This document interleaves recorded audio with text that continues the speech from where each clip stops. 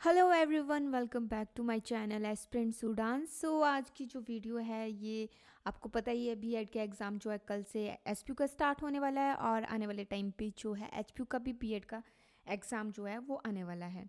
साथ में अगर बात करें तो ये सी टैट या जेबीटी टैट वगैरह जो भी एजुकेशन से रिलेटेड जो भी एग्ज़ाम होंगे उसके लिए मोस्ट इम्पॉर्टेंट यहाँ से क्वेश्चन बनता ही बनता है पियाजे की थ्योरी से 1 या 2 नंबर का। तो उसके लिए भी आपके लिए मोस्ट इम्पॉर्टेंट वीडियो रहेगी। सबसे पहले बात करेंगे कि इसके हिस्ट्री बैकग्राउंड के बारे में बात करेंगे। तो स्विट्ज़रलैंड के एक साइकोलॉजिस्ट थे जिनका बॉर्न जो था 1896 में हुआ था। ये जो एक स्विट्ज़रलैंड के मनोवैज्ञानिक थे। मैं हिंदी में एक्सप्लेन करूंगी और बाकी इंग्लिश वालों को तो यहाँ पे लिखा ही है और हिंदी में एक्सप्लेन करूंगी, ठीक है। और मैं आपको बिल्कुल एक नॉर्मल सी एक मतलब सिंपल सी लैंग्वेज पे आपको इसको समझाऊंगी, आप कभी नहीं भूलोगे इसको, ठीक है।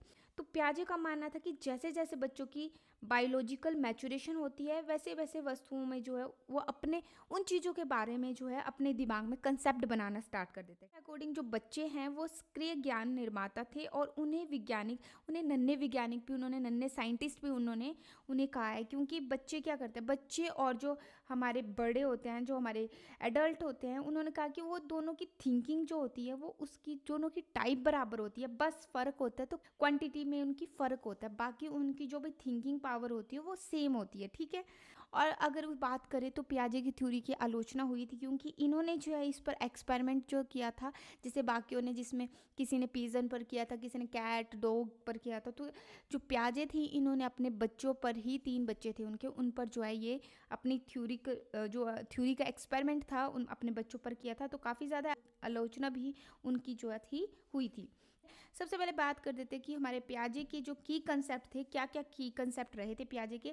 सबसे पहले था स्कीमा। स्कीमा है a representation in the mind of a set of idea और एक्शन विच गो टुगेदर, ठीक है। तो सबसे पहले बात करेंगे हम स्कीमा। अब स्कीमा क्या होता है, जो भी हमारे अंदर चीज़ें पहले से है, जो भी नॉलेज हमारे अंदर पहले से है, दिमाग में हमारे स्टोर है, वो उनका प्रयोग करके किसी विषय के प्रति एक धारणा बनाते हैं, ठीक है, उसे बोलते हैं स्कीमा। जो भी नॉलेज हमारे हमारे क्योंकि बच्चा जब से पैदा होता है तो उसके दिमाग में जो भी चीज़ होती है उसकी स्टोर होती है। तो उसके बाद क्या होता है, उन्हीं चीज़ों का वो यूज़ करके क्या करते हैं, नई जो हमारे कंसेप्ट हैं उन पर विचार करने लगता है, ठीक है, उसी को बोलते हैं स्कीमा। अब है हमारा एसिमिलेशन। एसिमिलेशन का मतलब क्या होता है, एसिमिलेशन का मतलब होता है जो भी हमारा प्रीवियस नॉलेज है उसमें ऐड किया जाता है हमारे न्यू नॉलेज को, ठीक है। जो भी प्रीवियस नॉलेज होगा उसमें ऐड किया जाता है हमारे न्यू नॉलेज को। जैसे फॉर एग्जांपल के लिए अगर छोटे बच्चे ने एक कुत्ता देखा जिसकी 4 टांगे है, एक पूंछ है, और उसने देख लिया कि अच्छा ऐसे भाव भाव करता है, ये कुत्ता है। उसके बाद वो क्या करता है, फिर उसके बाद थोड़े दिनों के बाद और एक और चीज़ देखेगा वो, फिर 2 टांगे देखेगा, वैसा है। उस दिन देखा उसने कि ब्लैक कलर का था, फिर उस दिन देखा उसने वाइट कलर का, बट वो टांगे उसकी 4 है, वो साउंड भी वैसा कर रहा है। तो मतलब वो पुराने स्कीमास का यूज़ करके, पुराने नॉलेज का यूज़ करके उसमें स्कीमा लगा के नए नॉलेज को उसमें ऐड किया कि उसको लग गया पता कि अच्छा ये भी डॉगी है। तो ऐसे एसिमिलेशन होता है ये, ठीक है। उसके बाद है एकोमोडेशन। एकोमोडेशन क्या होता है, अब एकोमोडेशन होता है कि जो हमारा प्रीवियस नॉलेज है उसमें जो भी चेंजेस करके, उसमें जो भी मॉडिफिकेशन करके जो हम एनवायरनमेंट के साथ तालमेल बिठाते हैं उसको बोलते हैं एकोमोडेशन, ठीक है। नेक्स्ट है इक्विलिब्रियम, बैलेंस जिसको बोलते हैं, ठीक है। तो ये एसिमिलेशन और हमारा एकोमोडेशन दोनों में बैलेंस बनाकर को इसके द्वारा क्या होता है कि जो हमारा एसिमिलेशन और एकोमोडेशन है उन दोनों के बीच में बैलेंस कौन बनाता है, इक्विलिब्रियम। नेक्स्ट है हमारा पियाजे theory of cognitive development, stage of कॉग्निट, 4 स्टेजेस जो सबसे इम्पोर्टेंट है हमारे यहाँ पर, वो है हमारे पियाजे की 4 जो स्टेजेस है। सबसे पहले हमारी फर्स्ट स्टेज की बात करेंगे तो फर्स्ट स्टेज हमारी जो सेंसरी मोटर है, सेकंड हमारी प्री ऑपरेशनल है, थर्ड कॉन्क्रीट है, और फोर्थ जो है हमारी वो फॉर्मल ऑपरेशन स्टेज है। अगर इनकी हम बात करेंगे, इनकी एज की, जो बहुत इंपॉर्टेंट क्वेश्चन है, 0 से 2 ईयर जो है हमारी सेंसरी मोटर, 2 से 7 हमारी प्री ऑपरेशनल, 7 से 11 हमारी कंक्रीट, और 11 से हमारी 15 तक जो होती है वो फॉर्मल स्टेज होती है हमारी, ठीक है। तो ये 4 स्टेजेस आपको याद रखनी है। सी टैट में भी या टैट में भी क्वेश्चन आ जाते हैं कि जो सेंसरी मोटर है उसकी क्या एज है, बच्चों की कॉन्क्रीट में क्या है, और साथ में कि इनमें काम कैसे कैसे करते हैं बच्चे, कैसे कैसे इनमें इनकी कॉग्निटिव डेवलपमेंट यहाँ पे होती है बच्चों की। सबसे पहला है हमारी स्टेज सेंसरी मोटर, ठीक है। Sensory motor stage, sensory motor मतलब यहाँ पे बच्चा बर्थ से 2 साल का बच्चा होता है। यहाँ पे रैपिड चेंज, बच्चे में सबसे ज़्यादा चेंजेस, फिजिकल चेंजेस जैसे होते हैं वो सबसे ज़्यादा कहाँ पे होते हैं। अब हम बात करेंगे कि सेंसरी मोटर में क्या क्या यहाँ पे करता है बच्चा। सेंसरी मोटर में सबसे पहले आता है explore the world through sense and motor activity. बच्चा सबसे ज़्यादा इसमें क्या करता है, एक्सप्लोर करता है वर्ल्ड को। कैसे करता है? अपने सेंसेस के थ्रू, जो अपनी इंद्रियां हैं उसके थ्रू। मोटर एक्टिविटी मतलब अपना हाथ पाँव चलाना, ये शुरू करता है बच्चा, चलना शुरू करता है। मोटर एक्टिविटी होती है जिसमें अपना हाथ पाँव वगैरह का मसल्स का यूज़ करता है। कोई टॉय उठाने के लिए अपने मसल्स का, अपने हाथों का यूज़ करेगा। तो ये सब होता है कि सबसे ज़्यादा इस स्टेज में बच्चा यही चीज़ें करता है। फिर है उसके बाद कि बच्चा क्या होता है, इसमें सबसे इम्पॉर्टेंट चीज़ जो है, इसमें सबसे इम्पॉर्टेंट बात करेंगे हम ऑब्जेक्ट जो परमानेंस है।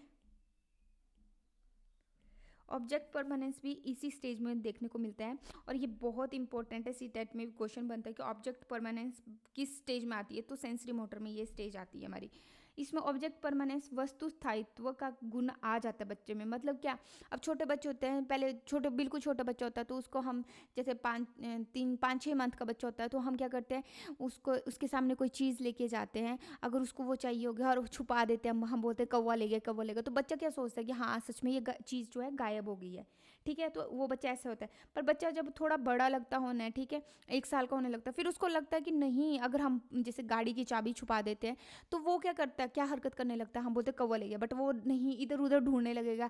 तो उसके अंदर पता लग जाएगा उसको कि नहीं, जो चीज़ है वो वास्तव में है, मतलब वो कभी गायब नहीं होगी, कहीं गायब नहीं होगी। तो वो ढूंढने लगता है वो इधर उधर उन चीज़ों को। तो ऑब्जेक्ट परमानेंस जो है इस स्टेज में देखने में मिलता है, ठीक है।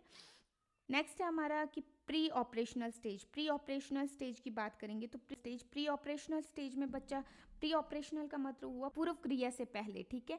प्री ऑपरेशनल का मतलब हुआ कि जो भी काम कर रहे हैं, जो भी क्रिया है उससे पहले बच्चे में क्या क्या एक्टिविटी करेगा बच्चा यहाँ पे प्री ऑपरेशनल स्टेज। ये तो इसकी एज की बात करेंगे तो 2 से 7 साल का बच्चा जो है प्री ऑपरेशनल में होता है। ये क्रिया करने से पहले की अवस्था है। इसमें बच्चा क्या करेगा, अपने सामने वाली चीज़ों को देखेगा, उनको समझेगा भी, लेकिन उस पर कोई एक्शन नहीं लेगा, लेकिन कोई क्रिया नहीं कर पाएगा। सिर्फ उसको देखेगा, उसको समझेगा, बट उसको वो सोचने के लिए बोलेंगे तो वो सब कुछ इस स्टेज में बच्चा नहीं कर पाता है, ये याद रखना, इसमें नहीं कर पाएगा। और इसमें जो ये स्टेज ऑफ सिंबल्स का होता है, सिंबल्स का यूज़ करने में निपुण होता है बच्चा। क्या होता है, छोटे बच्चे उनको जैसे अल्फ़ाबेट वगैरह सिखाने लग जाते हैं, उनको लैंग्वेज का समझ आने लगती है, बच्चा यहाँ पे ही लैंग्वेज का यूज़ करना स्टार्ट कर देता है इसी स्टेज में, ठीक है। तो ये सब कुछ जो है इसी स्टेज में होता है। बाकी यहाँ इस स्टेज में अगर कुछ हम बात करते हैं यहाँ पर, तो एक टर्म होगी, आपने पढ़ी होगी एनिमिज्म। तो एनिमिज्म्स मतलब जीववाद जिसको बोलते हैं। बच्चा यहाँ पर क्या करता है, जो भी हमारे लिविंग और नॉन लिविंग थिंग्स है उनके बीच में कोई डिफरेंस नहीं करता। अब देखो यहाँ पे बच्चा है, छोटे बच्चे क्या होते हैं, अपने टॉय के साथ खेलते हैं, वो सोचते हैं कि अच्छा खुद दूध पी रहे हैं तो उसको भी दूध पिलाना स्टार्ट कर देते हैं, उसको भी खाना खिलाना स्टार्ट करते हैं। उनको समझ नहीं आती है ये बोलेगा या नहीं बोलेगा, उसको लगता है कि मतलब सब कुछ ही जो है वो रियल है। उसके बाद होता है कि ईगोसेंट्रिक। अब बच्चा क्या हो जाता है कि इस स्टेज में बच्चा ईगोसेंट्रिक हो जाता है। ये बहुत इंपॉर्टेंट पॉइंट है, इनको याद रखना, ठीक है। ईगोसेंट्रिक हो जाता है बच्चा, सेंट्रिज्म इसी स्टेज में ईगोसेंट्रिक हो जाता है। ईगोसेंट्रिक मतलब खुद के, मतलब वो जब भी सोचता है ना, खुद के बारे में सोचना शुरू कर देता है। वो बोलता है कि जो मैं कर रहा हूँ वही सच है, वही ठीक है, मतलब मुझे पसंद अगर एप्पल है तो आपको भी एप्पल ही खाना पड़ेगा। छोटे बच्चे होते हैं ना ऐसे कि मैं ये खा रहा हूँ, आप खाओ, चाहे आपको पसंद हो चाहे नहीं हो, पर आपको वही चीज़ करनी पड़ेगी। तो ईगोसेंट्रिक हो जाता है बच्चा यहाँ पे, ठीक है।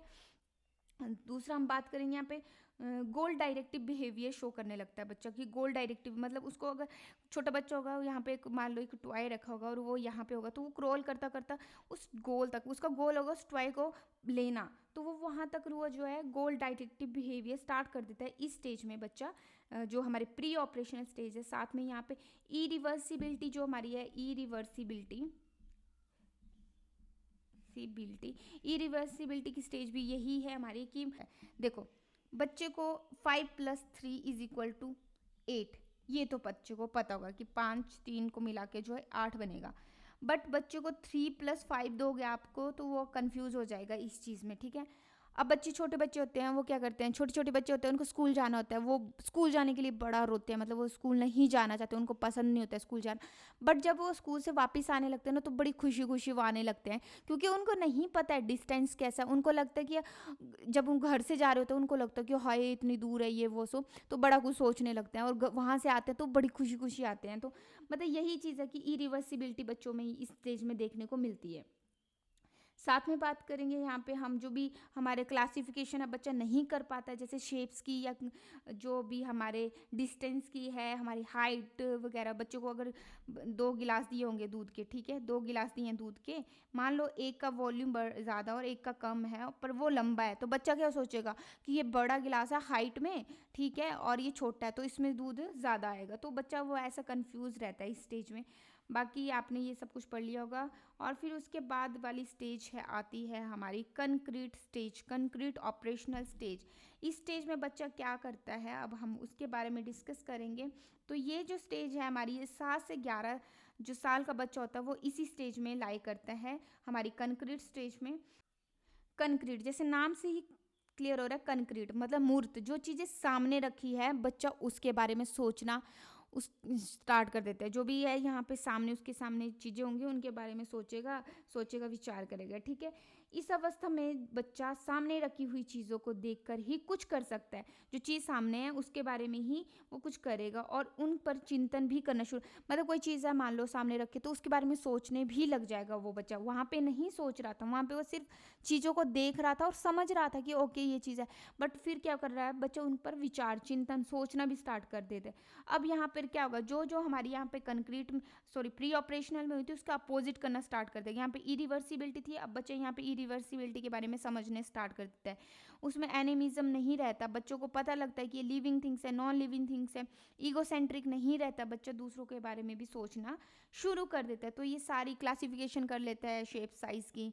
बच्चा यहाँ पे एब्स्ट्रैक्शन की तरफ अभी ध्यान नहीं देता है, मतलब वो सिर्फ उन्हीं चीज़ों के बारे में सोचना स्टार्ट कर देता है जो उसके सामने है। एब्स्ट्रैक्ट में होता है अमूर्त चीज़ें जो उसके सामने नहीं है, उनके बारे में अभी नहीं सोचता है, ठीक है। उसके बाद है हमारी फॉर्मल स्टेज, जो हमारी लास्ट स्टेज है इसकी, जो मोस्ट इंपॉर्टेंट है, ये भी फॉर्मल स्टेज हमारी। फॉर्मल स्टेज में 12 से 15 साल का बच्चा लाई करता है।